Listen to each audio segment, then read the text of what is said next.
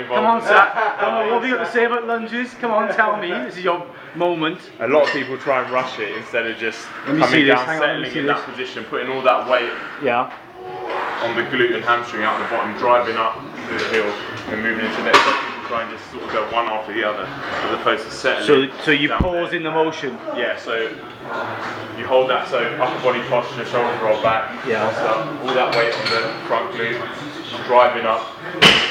So you want to get like a bit of a hip drive into it or something? Yeah. So the thing is, people sometimes if you rush it, you get a bit unstable. Yeah. If you just settle yourself in there, then drive up. So it should actually be a very smooth and controlled motion. Yeah. Make sure you. I have seen some people just go in berserk with it and just basically collapsing. Nice and controlled. Really planting that front foot is so important, I think, to maintaining that form throughout, and then engaging the right muscle group, so the glute and hamstring out the bottom. Yeah. The quad coming in a bit more. Right. So would you, for a client, would you generally put that? Where would you put that in their sort of workout? Right at the end to burn out. Right at the end. Yeah. So the weight doesn't matter too much. Yeah. More about the control. Right. So I'll go heavy first. Compound. Well, it is a compound movement, but squats, leg press. Get that out of the way first. Yeah. And then with this, just focus on maintaining that upper body posture. Shoulders roll back. Chest up. Nice and controlled. Just to burn those legs out. Yeah. Like Paul said, walk of death. How many sets? If somebody's done say 4 or 5 sets of squats, and then they've done, I don't know, say maybe leg press and then something else, how many sets of lunges would you expect them to be able to do? I know it depends on their capacity. So I do something like 3. I do like 2 lengths. Yeah.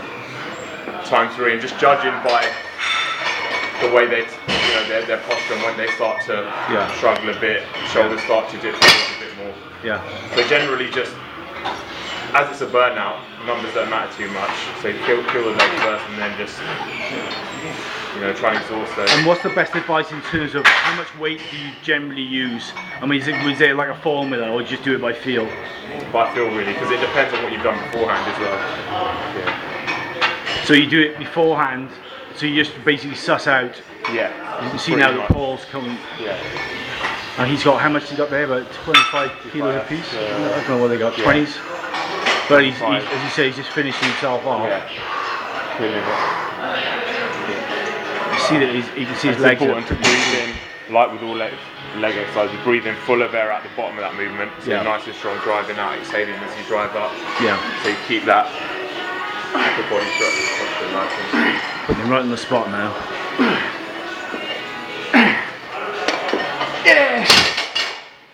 Good night. Is that you done now? Oh no, yeah. What have you done today, leg-wise? Leg-wise.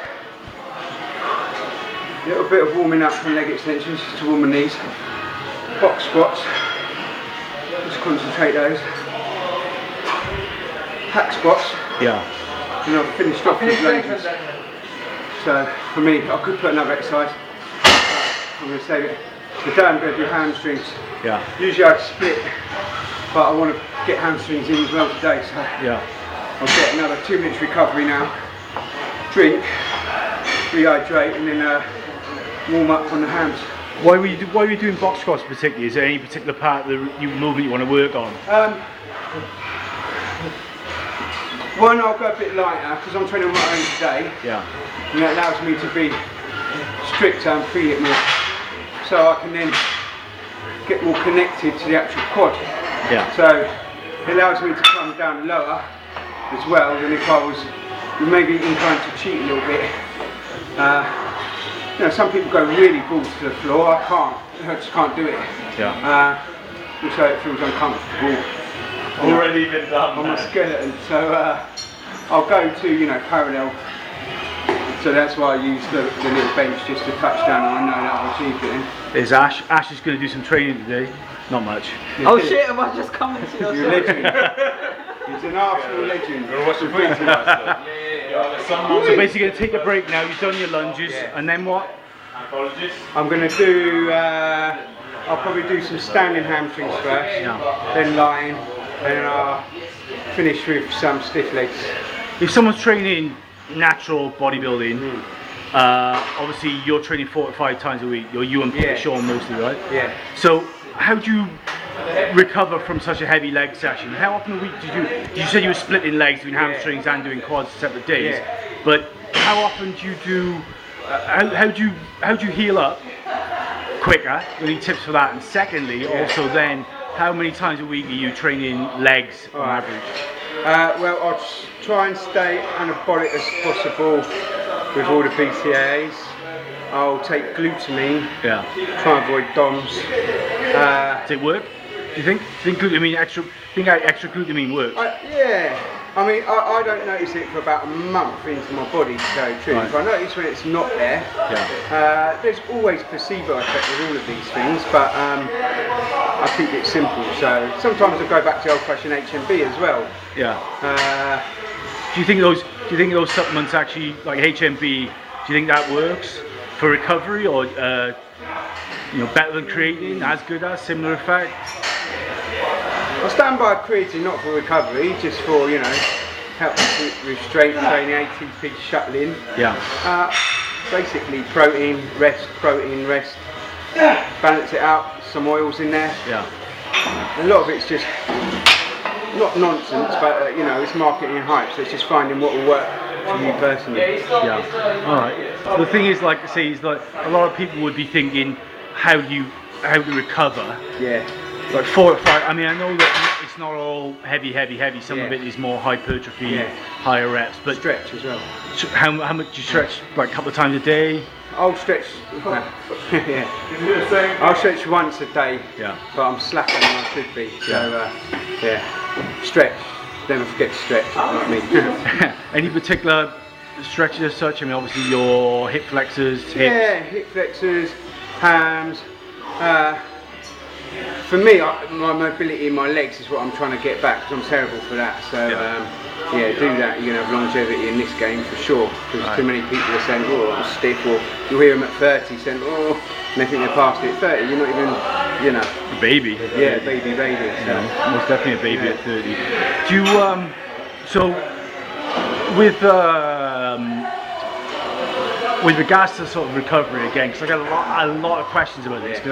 A lot of people asking me, they say, "Oh, I'm training all natural," and they do more strength training. So obviously they're in the most of their work sets are in the 65 to 85%. Yeah. But again, with the recovery, do you honestly think a lot of those supplements work? Is it worthwhile people? I mean, you said HMB, you said creatine for general. I mean, explore it. If you go on the forums, there's always conflicting information. Yeah. So the thing is, do your homework first. Take a punt, see if it works for you. Because remember, everyone's different.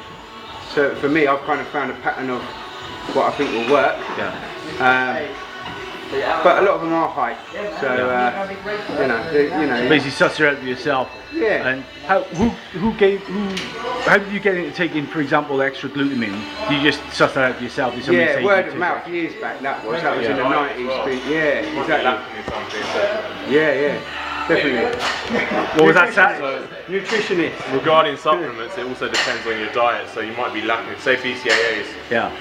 They're not essential, but you need to get those essential amino acids from your diet to create all the amino acids you need as a whole within the body.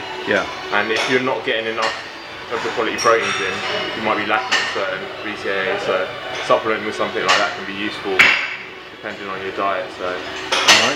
Same with glutamine. I found personally, when I'm on lower carbs, glutamine did help with my recovery. Right. So when I was on low carbs, I was struggling to recover quick enough. So that's when I started supplementing with glutamine, looking into it. But it all comes down to trial and error, because like Paul said, everyone's individual. Again, your environment, so your diet, your training habits, all of that all comes into play. It's trial and error. It's interesting you said about carbs then, because a lot of people don't understand the role of carbs in sort of muscle building and recovery. Yeah. As general, if someone's say training as a general sort of strength trainer a couple of times a week, on average, how many carbs should they be eating? Should they be counting carbs? Should they be keeping it to a limit, do you think? Or? Again, carbs are purely really a fuel source for the body. So you need your proteins for growth and repair. You need your fats for hormonal function, all that, and then carbs. Again, it all depends. Strength training, I'd say you need a lot more carbohydrates, but then again, it all comes down to what your goals are at the time. calories you're taking in overall.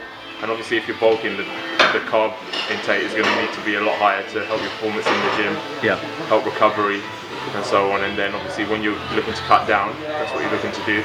You lower the carbs, keep the blood sugar more steady. Alright, that's Sat. He's a personal trainer, you can hire him, he's in Harrow.